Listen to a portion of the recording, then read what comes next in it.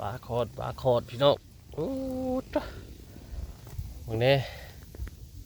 ปลาซิวคอนโคตรว่าอืมปลาซิวน้อยก็เดียดแท้อันนี้เป็นเปียงอยู่น้ำพวกป้าหมดเลยโอ้เก็บเอาปลาซิวคอนก่อนพี่น้องเอ้ยฝนตกเถื่อมันขอดมาเลยนี่แห้งมาเลยยังเหลือแต่ตอกเล็กมันนิดหน่อยนี่เนี่ยปลานะปลาซิวน้อยเนี่ยพอดีมุกขี่ขมเนี่ยนี่เดี๋ยวสิเอาก่อนเอาเมื่อล่างเอาปลาขอดปลาอันนี้มาโบเห็ดเนี่ยนี่นะทักทายสบายดีเด้อพ่อแม่พี่น้องเบิดสุคนบอกว่าอยู่ใกล้อยู่ไกลเนาะที่เขาหับสมส่องลุงใหญ่อยู่มานี่ก็ลงมาทั้งพี่เล็กพี่น้องเลยมาเบิ่งทงให้ทงหน้ามันพอเกี่ยวแล้วเนาะแต่ว่าทั้งครอบครัวเฮาก็ยากเวียกยากงานการเจ็บการเป็นนี่เลยพี่น้องเลยก็คือน้องเคยลุงใหญ่เนาะเพิ่นก็อันเกิดอุบัติเหตุตกเถียงเลยหลายมือเลยพี่น้องเลยยังลุกบ่ได้ตีงบ่เป็นเนาะพอได้ตีงแต่คอก็คือว่าตกเถียงเกิดอุบัติเหตุนั่นแหละถูกว่าตกขะไดนั่นซะลุงใหญ่ก็บ่มีเวลาลงมาไหนาเลยพี่น้องเลยหลายมือเนี่ยเนาะไปเผาไปเบิ่งไปยังกันตอนนี้ก็ยังบ่ช่วงบ่เศร้าอยู่คือว่าสิเอาไปทั้งมุกดาหารนี่แหละก็ยังทางเฮาก็กำลังหากู้หายืมเงินอยู่เนาะบ่มีเงินมีคำจักสิเฮ็ดจังใดพี่น้องเลยเนาะการเจ็บการเป็นนี่ก็บ่มีไผเตรียมเมียนคือว่าแหละเนาะบ่มีเงินมีคำก็หากู้หายืมหาขายสิ่งขายของคือว่าสิขายให้ขายหน้าผู้ใดเบิ่งเนาะแต่ว่าตอนนี้ก็ยังดำเนินการอยู่ยังบ่ได้อันเอาไปบัดมาเบิ่งทั้งให้ทั้งหน้าพี่น้องเอ้ยบัดนี้โอ้ยเนาะเข่าก็เดืองสุกอับลามลงเลยบัดนี้ลุงใหญ่กับบ่จักความสิเฮ็ดก็เลยให้อันน้ำหมู่บ้านเพิ่นนี่แหละก็จ้างรถเขามาตัดให้พี่น้องเอ้ยเนาะแล้วก็บ่มีเงินมีข้าวก็สิขายข้าวน้ำหน้านี่แหละให้นะแต่ว่ามันจำเป็นเฮ็ดจังได๋ซะเนาะบัดนี้สิจ้างรถเขามาตัดให้เพราะว่าเฮาเฝ้าทั้งหน้าน่องกับปะนั่นเนาะหน้าน่องนี่ก็หลายชุกคือกันแต่ว่าครอบครัวเพิ่นก็เจ็บเป็นนี่แหละก็คือว่าผัวเพิ่นตกเถียงเกิดอุบัติเหตุก็เลยว่าบ่มีคนเกี่ยวข้าวบาดนี้ก็เลยตกเป็นอันเบี้ยของลุงใหญ่เบิดลุงใหญ่กับหน้าเจ้าของแน่หน้าน่องแน่บาดนี้บ่จักของความสิเฮ็ดพี่น้องเอ้ยก็หน้าเจ้าของนี่ก็เลย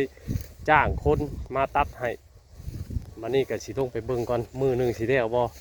อันตัดนะบัดนี้เลยเฮาก็สิค้นขึ้นหรือว่าปั้นเอาเข่าขึ้นเล่าเรียบร้อยก็สิได้ไ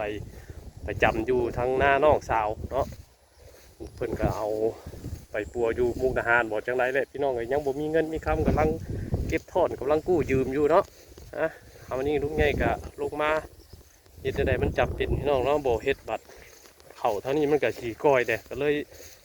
มื้อนี้ก็ญาติเอา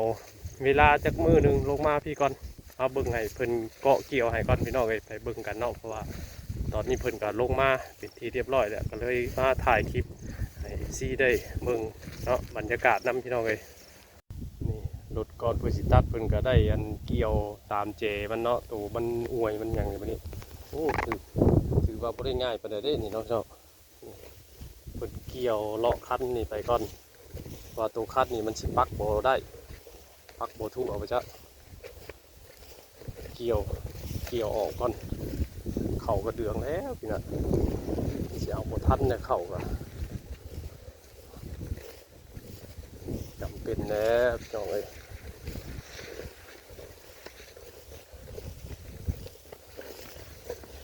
เกี่ยวเลาะคันไปก่อนเป็นเรียบ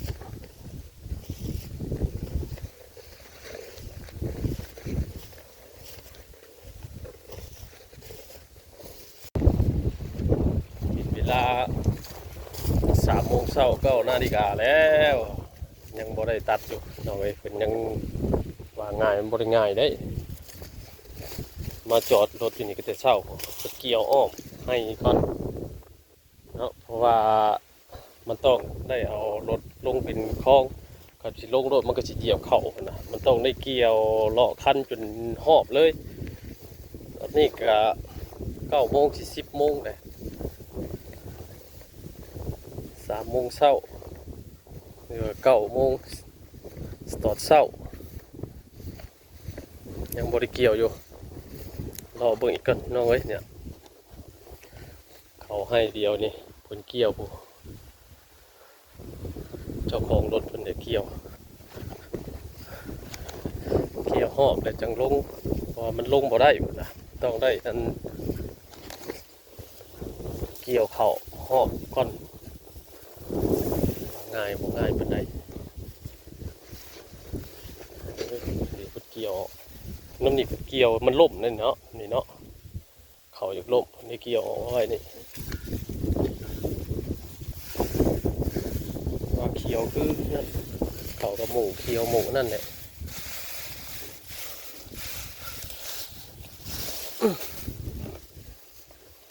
จ้างเพิ่นเกี่ยวพี่น้องเอ้ยมันจำเป็นเห็นได้เนาะอยากเวียกอยากงานคือว่านั่นแหละคำว่าบ่เจ็บบ่เป็นอยู่ดีมีแห้งเขาก็สิคอยเกาะคอยเกี่ยวเอาก็สิได้อยู่นี่ว่ามันจำเป็นหลายเป็นไข่เป็นนาเป็น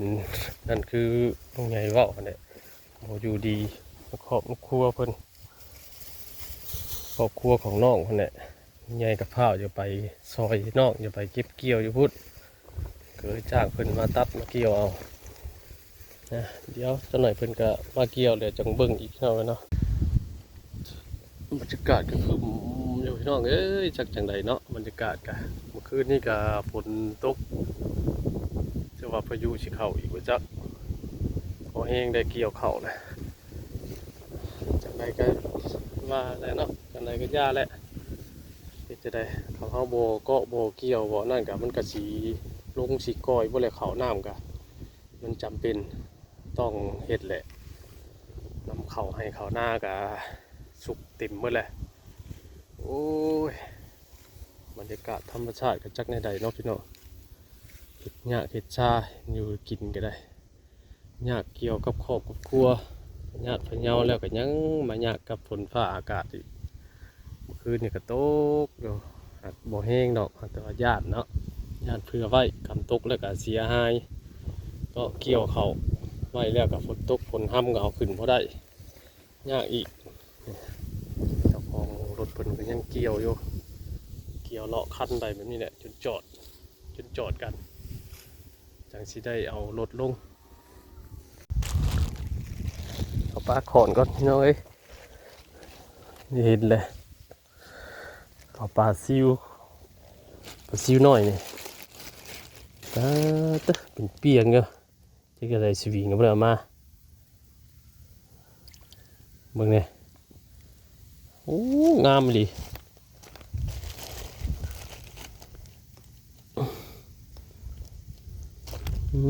เต้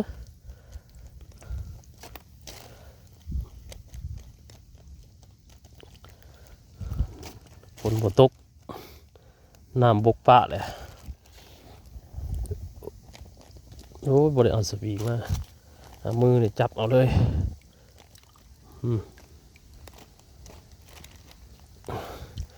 หมกใส่ผักขะแยงกินตูโอ้โหไปซิวขอนนี่ชับน้ำปลามันได้ยามนี่กินกับข้าวไหมปลาตัวเอาบดดูหมดเลยอยู่ตรงขี้ตมปู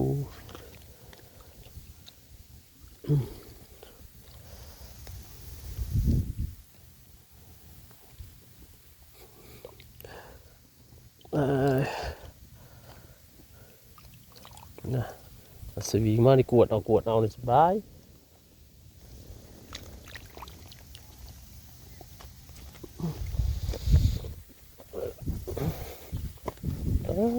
ตูนดูจะผมเอาแล้วนี่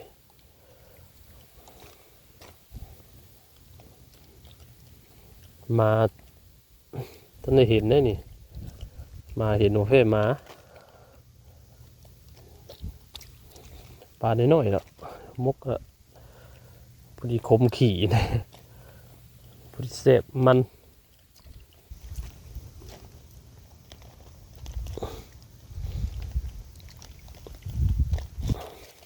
พอดีลงมาเลาะแต่โดนนะ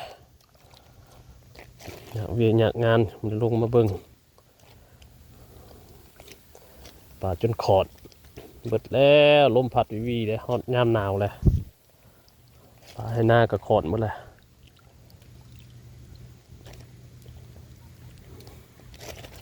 โอ้ยเอานี่ได้ดิปลาน้อย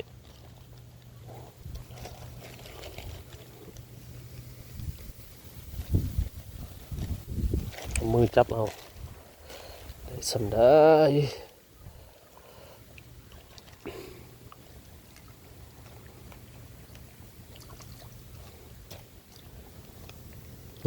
มากับมาเลยเบิ้ง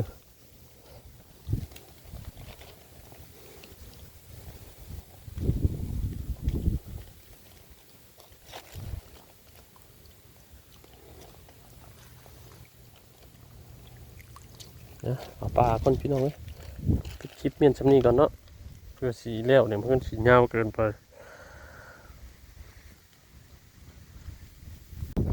เริ่มลงมือแล้วนี่ก็10 โมงกว่าพี่น้องเลยกลัวจะได้ลงตัดเนาะได้เกี่ยวหอมก่อนมันเป็นง่ายปานใดเราเบิ่งวิธีตัดเพิ่นหากะเรื่องเข้ามาลาวเฮากันยังบ่กี่ปีแล้วหาก็เริ่มเข้าปีนี้หรือว่าปีกายนี่แหละปีกายนี่ก็ยังบ่หลายแต่ปีนี้จะเฮ็ดหลายอยู่แต่บางครอบครัวก็ยังบ่มีดอกก็สิได้จ้างเลยลาดกันแบบนี้แหละจ้างกันแบบนี้แหละ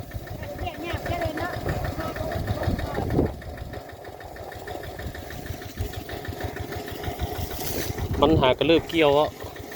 ทำมันเกี่ยวพวกได้เหรอใครเนี่ย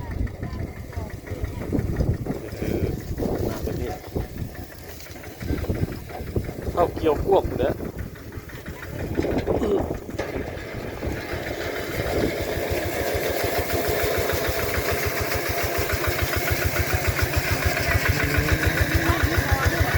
บ่มีต่อบ่มีดอกต่อนะ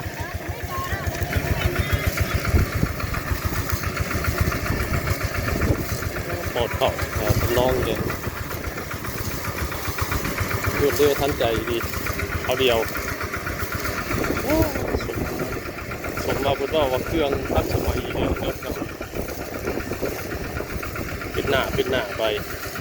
เอาเกี่ยวกับโยโดนเติบ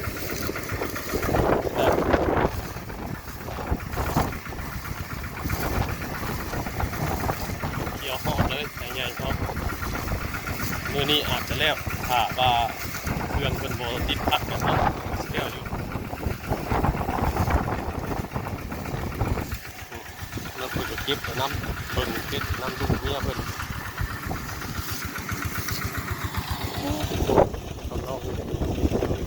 หักต่อเครื่องอย่างยาวเนี่ยมันบ่ได้เครื่องก้นเกี่ยวแต่เนาะ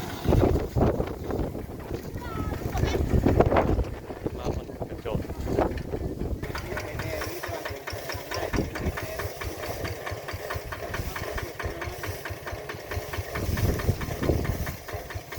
เมานี่โจทย์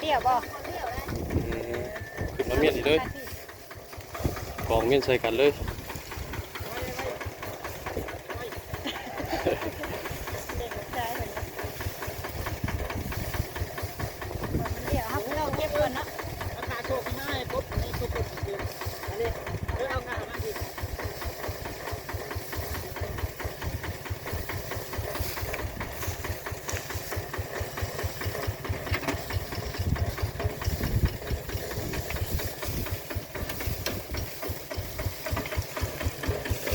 มันได้ถอยอย่างนี้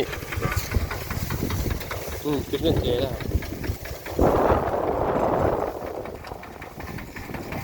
ครับมันได้เทล1 2เทลแล้วสบายแล้วนี่เทลบาทเลข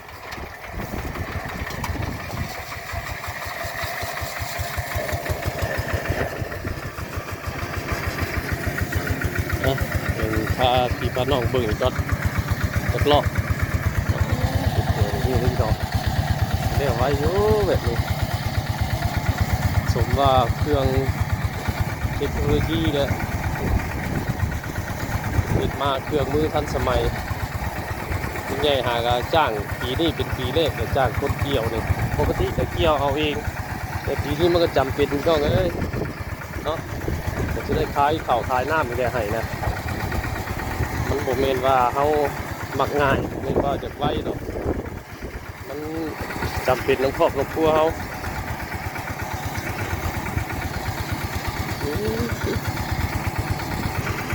มาเบิ่งหน้าให้ใหญ่เฮามันสิได้เท่าไหร่เนาะแต่ก็สีเมียนสีมัดนี่ก็พอแห้งอีกแห้งบ่แม่นง่ายๆยาวเลยพี่น้องเอ้ยหน้าให้ใหญ่ให้นี่นะมันบริสุทธิ์อ๋อสิบ่ไปน้ำเพิ่นดอกปล่อยเพิ่นไปเลยเดียวเลยสุดเฮากกจาดงามอยู่ขับอยู่ซอยอยู่กะสีประมาณนั้นกับคนเฮาเกี่ยวนี่แหละเนาะแต่ว่าการมัดนี่กะสีบ่ยากปานใดดอกเพราะว่ามันก็ข้างต่อเพื่องหนึ่งมาเนี่ยมันเป็นหน้าตรงใหญ่มันเป็นหน้าข้าวบ้านมันก็บ่ค่อยตกดินปานใดเนาะถ้าว่าหน้าดำนี่มันสิตกช่องว่างมันก็สิมัดยาก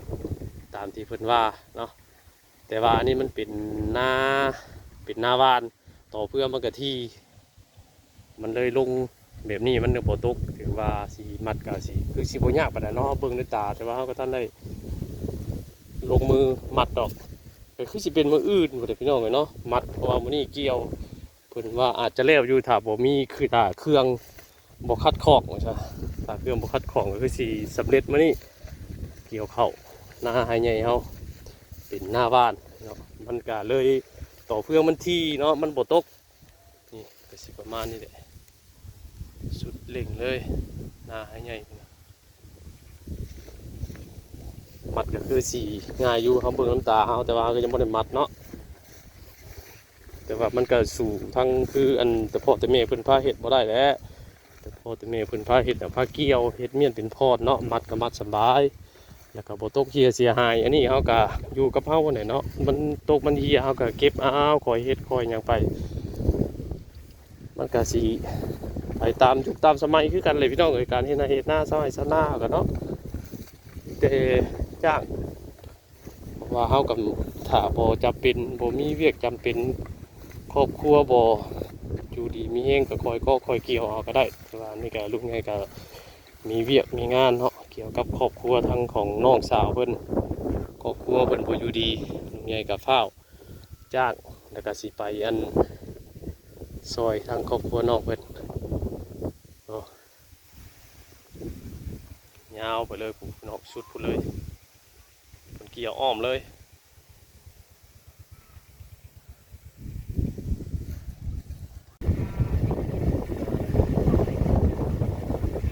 ได้รอบสอง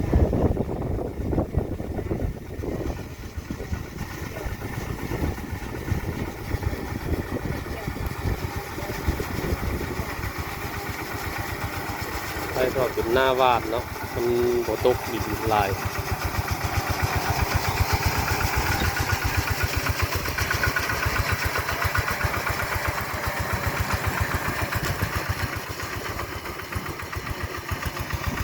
ของหน้าวาด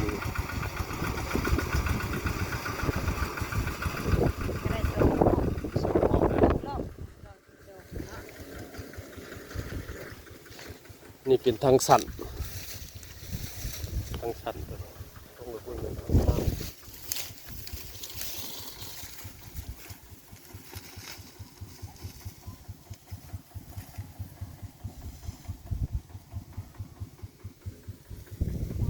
ว่าจังไดสีเดียวบ่เนาะพี่น้องนี่เนาะ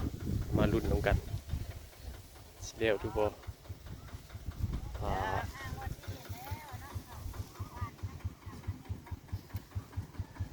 ถ้าเครื่องบดิทักนี่ก็คือที่ว่า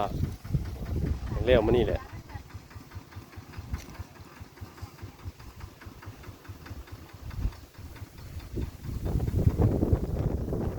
มันอยากซาแต่หมวกเจเนาะ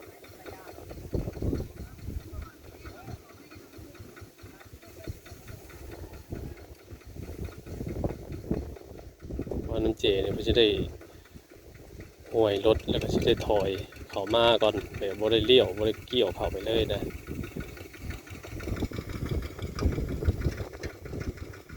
ถ้าได้ไปเนี่ยก็สิเด่นยาวเลย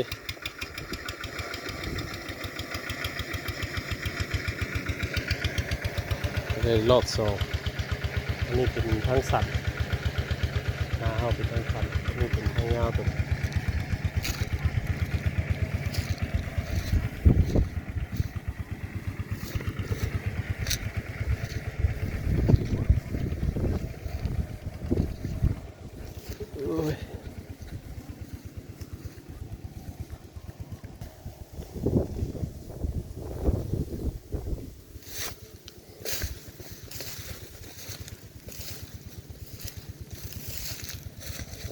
ผักอยู่เนาะผักอยู่สีประมาณนี้แหละนั่นเป็นพอความหนาความนั่นกันเนาะเวลาเฮาหมักมันก็สีกวดเขาเลยเพราะว่าบริสอบเขาก็สีกวดขึ้นไปให้ลดปั่นอีกทีนึงโอ้ยสิเป็นหมากพี่น้องเอ้ยเห็ดไห่เห็ดนาเอาเนาะมันบริง่ายอยู่ดิน้องนี่แหละ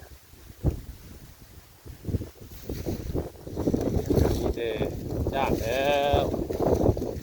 จ้างเฮ็ดเองก็ได้อยู่แต่ว่าถ้าเอาบ่ยากเนาะมันบ่จำเป็นเนี่ยดีก็สิ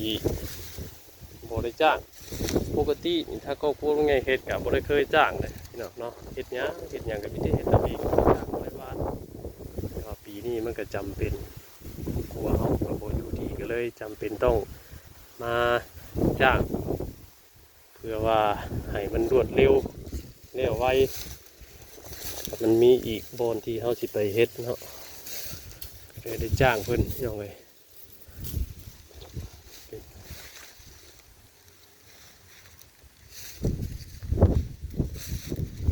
บรรยากาศกะสีประมาณนี้แหละบรรยากาศกะจักจังใดเด้ยาเพิ่นแหละเป็นรอบที่3ล้มรอบที่ล้มมานี่เดี๋ยวเอาอีกจังหน่อยเขาก็สิได้ขึ้นไปหาอยู่หากินเห็ดเนี่ยอยู่ในกินจะเฮ็ดอย่างไรมาให้เพิ่นกินเนี่ยทีนี้บ้านเฮาก็มีแต่จ้างแล้วก็ต้องหาอยู่หากินให้เพิ่นเป็นว่าสิจ้างแล้วก็ปะเลยต่างหาต่างกันนั่นกันเลยพี่น้องเอ้ยคนบ้านเดียวกันรอบที่3เร็วทันใจอยู่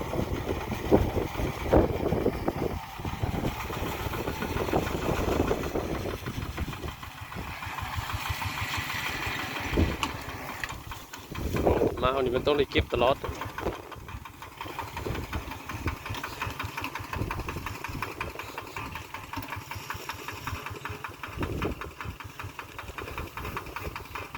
มันจะเก็บเรื่อยๆอยู่เนาะ